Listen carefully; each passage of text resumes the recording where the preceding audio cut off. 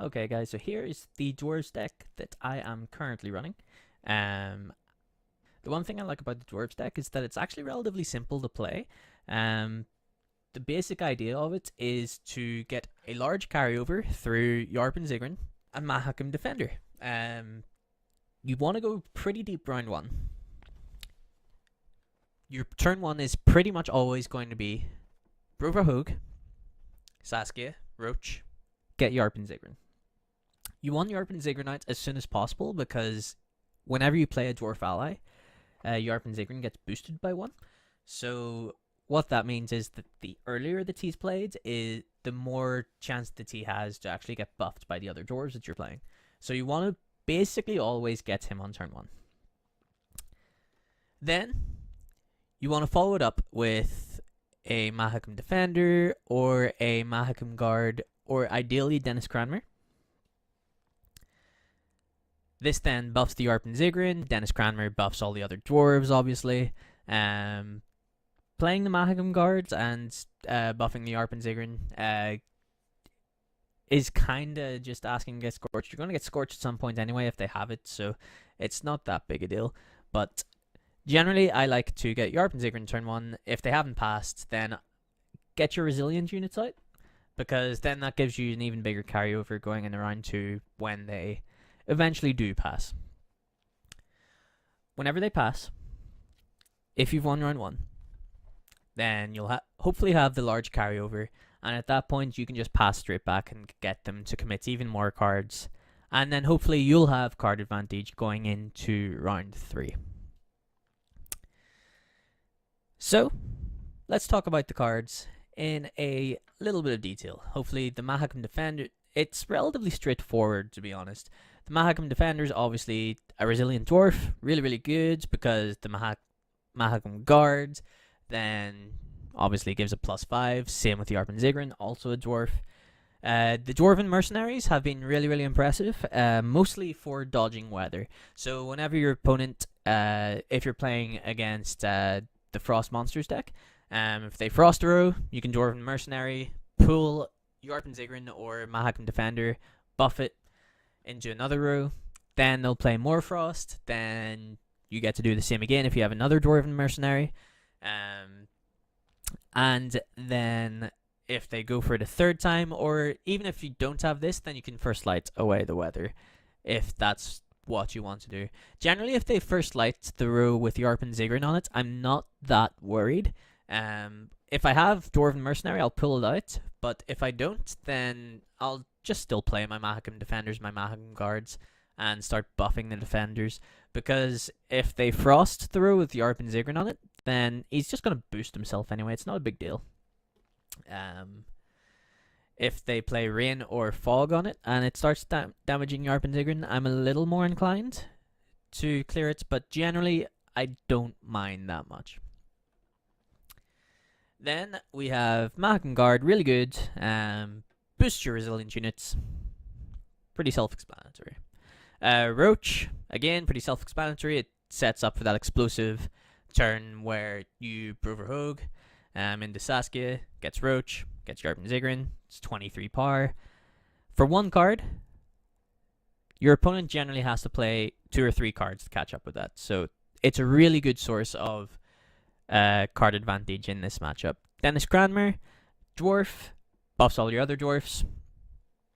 Don't really need to say much more. His premium version, sweet. Yeah. Kieran. Kieran is a card I didn't have in the deck for a long time. Then I started playing against Skellige decks. Maybe 4/5 of the time. Get paired against Skellige deck. They play Savage Bear turn 1, Savage Bear turn 2. And at that point, it's still winnable, but it's a bit of an uphill struggle. So I do have Kieran now in the deck. It is an option to go fine with Broverhoog. If you really want to do that instead of getting Yarp and Ziggurin, maybe you have Yarp and Ziggurin in your hand, or if you really just need to get that lock on something, then Kieran's your man. 8 power. It's a lot of power. can lock up the Savage Bears, which is the main reason it's here. It also locks up some other sweet stuff as well, whenever you need him to. So I've been happy with the inclusion of Kieran, and I can see him staying here for a long time. Saskia, again, part of that Brewer Hogue turn. Zoltan Chive. Zoltan Chive is another card that I didn't have in the deck for the longest time. I actually had Geralt Digny in the spot. And then Geralt Digny is kind of counterproductive to what this deck's trying to do. It's a great card if you have Geralt Digny and don't have Zoltan Chive. Play Geralt Digny. Great card. It won't do you wrong. But the great thing about Zoltan Chive is that obviously he buffs your stuff. He can buff your Resilient Dwarfs. That's great. It's a great start. He pulls stuff out of weather. It's another great factor. But the one thing that I do really like about Zoltan Chive is that he is proactive. This deck is a very proactive deck. It just keeps playing its creatures. It just keeps buffing its creatures. I don't care what you're trying to do. I'm going to outscore you round one. Zoltan Chive goes a long way to helping you accomplish that. Whereas Geralt Digny could just sit in your hand, waiting for a good spot. Sometimes it'll be really, really good. But it's a reactive card. We are being very proactive with this deck. We're just playing out all our cards. We're going to have more power. We're going to have a large carryover. And then we're going to have more cards in round 3 and just win the game. So, Zoltan Chive has been great for doing that. And I think he belongs in every dwarf deck. He's also a dwarf. You know, dwarves. One Dwarven Skirmisher. This card is pretty flexible. If you don't want a Dwarven Skirmisher in your deck, I can't fault you. He has 10 points by himself. For a bronze card, that's pretty good. Sometimes he takes out something. There's not a whole lot at 3 damage that he's taking out. So that's why he's a very flexible slot. I've considered cutting him myself. We're going to play some games, and then after, we're going to see if he still warrants his inclusion. Yeah. Barclay Els. Barclay Els, just a great value dwarf, to be honest. He can get Mahakam Defender, he can get Dwarven Mercenary, he can get Mahakam Guard, he can even get Dennis Cranmer, he can get Yarpen Zigrin, and then he buffs them as well. So, generally, I am a fan of, if you have a lot of Mahakam Guards in round 1, or Mahakam Defenders, sorry, if you have a lot of Mahakam Defenders in round 1, then you can actually just hold Barclay Els until round 3, because it's less likely you're going to hit a Defender, it's more likely you're going to hit something like Mahakam Guard or Dwarven Mercenary, or even Dwarven Skirmisher, and then you're going to get a large power swing out of that. You're going to get about 15 power out of this one card. So that's why I really like holding Barclay Els until round 3. But if you still have a lot of Mahakam Defenders in your deck, might just be best to play Barclay Els in round 1, so that you can get the Mahakam, so that you have a higher chance of hitting the Mahakam Defender. Yarpen Zigrin, generally getting him turn 1. Very good card. It's another Resilient Dwarf. What more could you want? First Light should be pretty self-explanatory as well. Sometimes weather is a problem. Sometimes you don't care. But First Lights can clear away any nasty weather. Ragnarok specifically, I'm thinking of. That Dwarven Mercenary can't really deal with. In a pinch, you'll also rally sometimes. It's just a good card to have. One Thunderbolt Potion. This is for Ithlinay, mostly. So you want to keep it in your deck whenever you're thinking about your mulligan decisions. If you have Ithlinay in your hands. That way, you can Ithlinay, Thunderbolt Potion, hopefully boost a couple of resilient units in round 1. It's 24-point power swing, 22-point power swing with Ithlinay in total. So, really glad to have one copy. I don't think I would play more than one copy. I don't think you really want more than one. You could potentially play a second if you wanted over the Dwarven Skirmisher. We'll see how that goes. Marjorie. Marjorie is just a good card right now. There's a lot of stuff that is trying to buff itself, you can just reset. In a pinch, you can also buff your Mahakam defenders. If you're going to do that, make sure it's not already, 20 par. Yeah. If you really want to buff your Mahakam defender with Marjorie, make sure it is at its base strength. Just saying that now. Decoy. Decoy has just been a really good utility card. Sometimes it gives you more power through Mahakam Guard. Sometimes it gets you another dwarf out of your deck if you decoy Barkley Elves. Sometimes it can lock something else with Kieran, and sometimes it just buffs all your dwarfs again with Dennis Kramer. Also a decent way to get stuff out of weather as well. If you don't have another Dwarven Mercenary, then you can decoy the Dwarven Mercenary and pull whatever you want out of the weather. So decoy's been really good for me. Really like it. It's going to stay for now. It's also a combo with Dwarven Skirmisher in a pinch. Ragnarok. What more needs to be said about Ragnarok? Really powerful card at just saying, okay, this round is over. You need to stop playing. You play Ragnarok, deal 6 or 9 damage. And at that point, if your opponent doesn't have clear skies, they're probably just going to pass. And then you're going to have, hopefully, anywhere between a 10 and 20 par carryover, if not more. Ithne, already talked about it with Thunderbolt Potion. Good card in general. You can get Marjorie, and it can even rally twice. Rallying twice is really powerful. So happy to have Ithne. If there are any other, if there's anything, if you don't have any of these cards, if there's anything that's replaceable, if there's anything you don't like, Geralt Igni is always a good start. It can replace Zoltan Shive, for example. I think these are the best 4 gold to start with, but if you're just starting out and you want to make a budget version of this deck, Sesynthesis. It's a good one. You can certainly play that. Aglais. Not sure about Aglais. You won't be starting with Aglais anyway, so yeah. For silvers, you don't really need to compound things with weather effects, so I would avoid those. Scorch, you definitely don't want to play. My word, you do not want to play a Scorch in this deck. Never ever do that, please. Necromancy, if the meta starts shifting towards stuff like Reanimator decks or Queensguard decks, might be fine. You might see yourself wanting to play it. It's an option.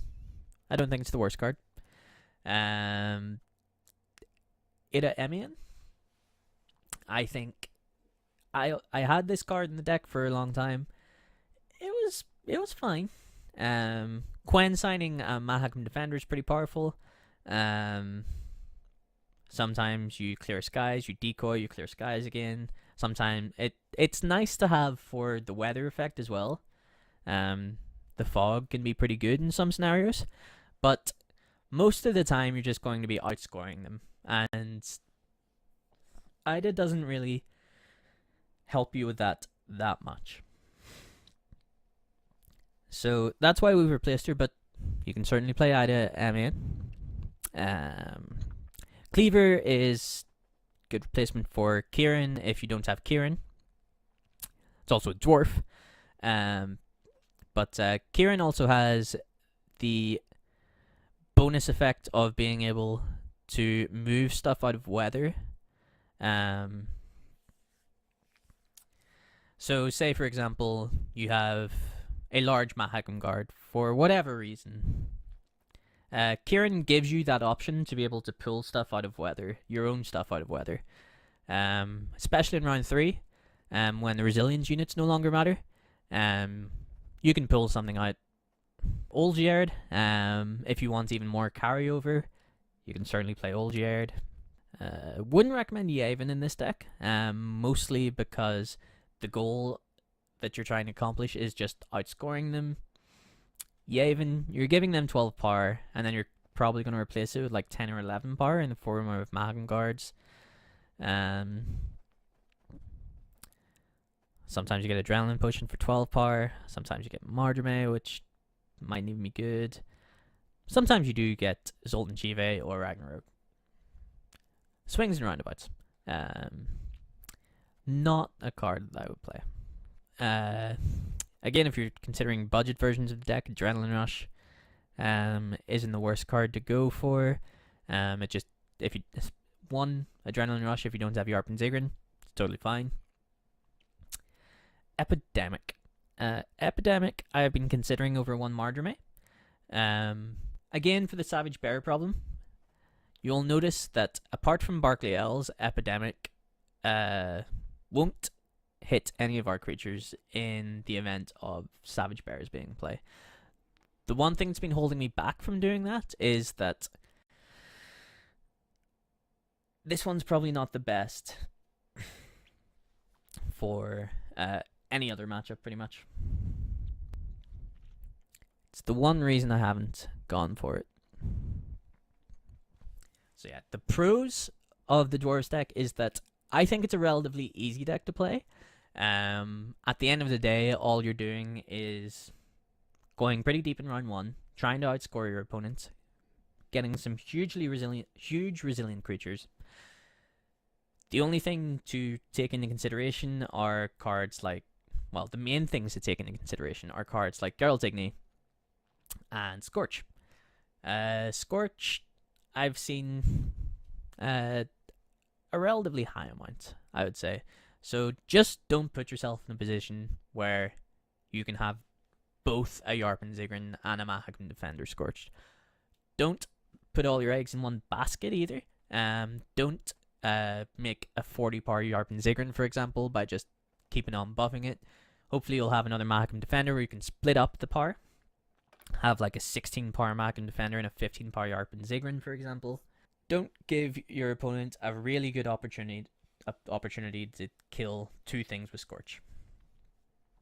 Sometimes you're just going to get Scorched, you have to live with that, but play around it, you know?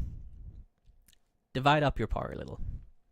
In terms of playing around Geralt Igni, the same thing sort of applies. Make sure your Mahagam Defenders are of either differing power or not even on the same row. If you really expect your opponent has Geralt Igni, then you can pull one of the Mahagam Defenders out of a row, and then that means that your opponent then has to make the decision what one they want to kill. It'll be the higher power one most of the time.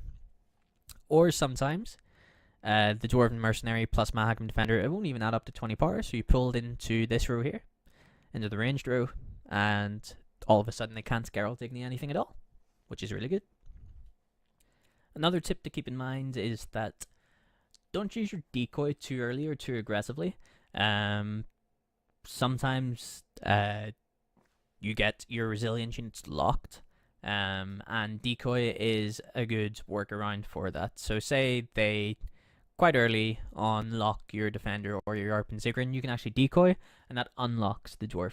So yeah, that is the deck tech. So thank you very much for watching. Obviously going to upload some matches where I play this deck in the ranked queue. Hopefully you learned something from this deck tech and those matches. I've been DJ from the Gwent Centre. Thanks for watching.